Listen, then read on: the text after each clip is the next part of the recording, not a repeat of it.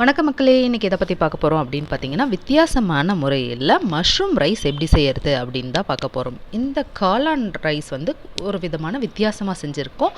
அதை பார்த்து நீங்களும் ட்ரை பண்ணுவீங்கன்ட்டு தான் ஷேர் பண்ணியிருக்கேன். காளானை வந்து நல்லா வாஷ் பண்ணி இந்த மாதிரி கட் பண்ணி எடுத்துக்கோங்க. ஸோ கட் பண்ணி எடுத்துகிட்ட பிறகு இதில் என்னென்னலாம் ஆட் பண்ணலான்னு பார்த்தீங்கன்னா, கொஞ்சமாக மஞ்சத்தூள், மிளகாத்தூள், அப்புறம் பார்த்திங்கன்னா பெப்பர் பொடியாகவும் ஜீரகத்தூள் அதுவும் பொடியாக வந்து ஒரு ஒரு ஒரு ஸ்பூன் ஆட் பண்ணிக்கலாங்க. இது எல்லாம் இந்த மசாலா ஃபுல்லாக இதில் ஊறணும், அதனால தான் இதை ஃபுல்லாக ஆட் பண்ணிக்கிறோம். அப்புறம் கெட்டியான தயிர் ஆட் பண்ணிக்கலாம். ஒரு 2 ஸ்பூன் அளவுக்கு, அதாவது 2 சின்ன கரண்டி அளவுக்கு ஆட் பண்ணிக்கிறேன். இது எல்லாம் போட்டு நல்லா மிக்ஸ் பண்ணுறதுக்கு முன்னாடி ஆனியனை இந்த மாதிரி ஆயிலில், ஒரு ஸ்பூன் ஆயிலில் நல்லா ஃப்ரை பண்ணிக்கோங்க. கோல்டன் கலரில் வர மாதிரி பெரிய ஆனியனாக எடுத்து இந்த மாதிரி ஃப்ரை பண்ணி இதனோட ஆட் பண்ணிக்கலாம். இது வந்து வித்தியாசமாக இருக்குங்க. கண்டிப்பாக ஒரு முறை செஞ்சு பாருங்கள், உங்களுக்கு மறுபடியும் சாப்பிட தோணும். இப்போ புதினாவும் கொத்தமல்லியும் எடுத்துக்கலாம்.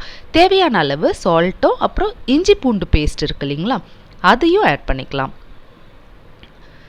ஒரு ஸ்பூன் இஞ்சி, ஒரு ஸ்பூன் பூண்டு, இது ரெண்டுமே வந்து ஆட் பண்ணிவிட்டு கொத்தமல்லியும் புதினாவும் ஆட் பண்ணிக்கலாம். ஸோ இது எல்லாமே இந்த மசாலா ஃபுல்லாக இந்த மஷ்ரூமில் நல்லா ஊறட்டும். இதை நல்லா மிக்ஸ் பண்ணி விடுங்க. ஸோ செம்ம டேஸ்ட்டாக இருக்குங்க. நான் குக்கர்லலாம் இன்றைக்கி வைக்கல, நான் வைக்கலைங்க, என்னோடய அக்கா தான் செஞ்சாங்க. ஸோ செஞ்சு பார்த்துட்டு சூப்பராக இருந்தது, கண்டிப்பாக ட்ரை பண்ணிப்பார் அப்படின்னு சொல்லியிருந்தாங்க. இப்போ மசாலா ஐட்டம் என்னென்னு பார்த்தீங்கன்னா, பிரிஞ்சி இலை 2 எடுத்திருக்காங்க, அன்னாச்சி பூ, அப்புறம் பார்த்திங்கன்னா பட்டை, லவங்கம் ஒரு 2, ஏலக்காய் 2, ஒரு ஸ்பூன் சோம்பு எடுத்திருக்காங்க.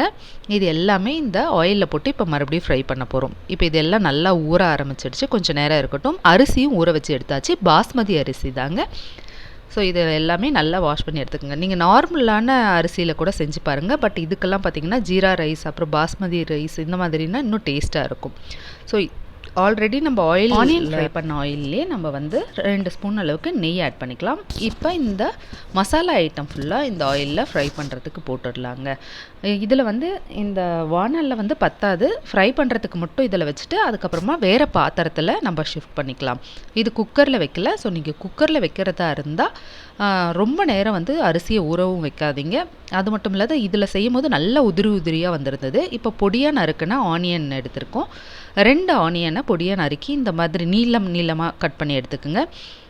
அப்புறம் பார்த்திங்கன்னா தக்காளி, ஏற்கனவே அதில் வந்து நம்ம தயிர் ஆட் பண்ணியிருக்கோம். ஸோ அதுக்கேற்ற மாதிரி தக்காளியை நீங்கள் ஆட் பண்ணிக்கோங்க. இப்போ இந்த மாதிரி ஆட் பண்ணிக்கலாம். ஒரு 2 தக்காளி ஆட் பண்ணியிருக்கோம். ஸோ இதெல்லாம் நல்லா வணங்கட்டும். இப்போ மஷ்ரூம் வந்து ஊற வச்சுருந்தீங்களா, மசாலா போட்டு அதை எல்லாமே இதில் ஆட் பண்ணிக்கலாம். ஆட் பண்ணிவிட்டு உங்களுக்கு தேவைப்பட்டால் ரைஸ் எல்லாம் ஆட் பண்ணிவிட்டு சால்ட் தேவைப்பட்டால் போட்டுக்குங்க. இப்போ இதை வந்து இந்த ஆயில்லையே இந்த வெங்காயம் தக்காளியோட கொஞ்சமாக ஃப்ரை பண்ணிக்கலாம். சூப்பராக இருக்குங்க, கண்டிப்பாக ட்ரை பண்ணி பாருங்கள். மஷ்ரூம் ரைஸ் வந்து இது ஒரு விதமாக இருக்கும். நீங்கள் செஞ்சு பார்த்துட்டு எப்படி இருந்ததுன்னு கண்டிப்பாக கமெண்ட் செக்ஷனில் கமெண்ட் பண்ணுங்கள். அது மட்டும் இல்லாத இந்த மாதிரி ரைஸ் ஐட்டம் செய்யும் போதெல்லாம் பார்த்திங்கன்னா, ஃப்ரை செய்யும் போதும் எப்பயுமே தோசை திருப்பி அந்த கரண்டியை வச்சுக்கோங்க. இப்போ தேங்காய் பால் ஒரு அரை முடி அளவு தேங்காய் பாலை திக்காக எடுத்து வச்சுருக்கோம்.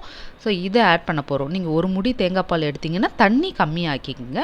இப்போ ஒரு முடி தேங்காய் பாலுக்கு அதாவது ஒரு பெரிய கப் அளவு தேங்காய் பால்னால் அதே கப் அளவுக்கு தண்ணி ஆட் பண்ணிக்கிறோம்.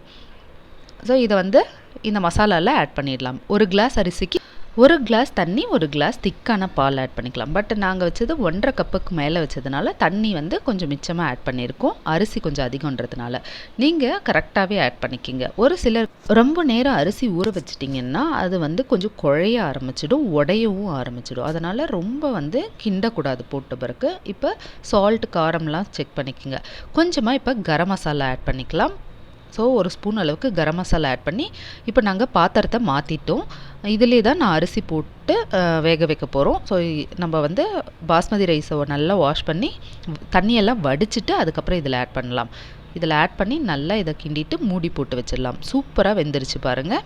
அந்த ரைஸ்லேயே செமையாக வந்துடுச்சு, உதிரியாக இருந்ததுங்க. கண்டிப்பாக ட்ரை பண்ணி பார்த்துட்டு எப்படி இருந்ததுன்னு கமெண்ட் செக்ஷனில் கமெண்ட் பண்ணுங்கள்.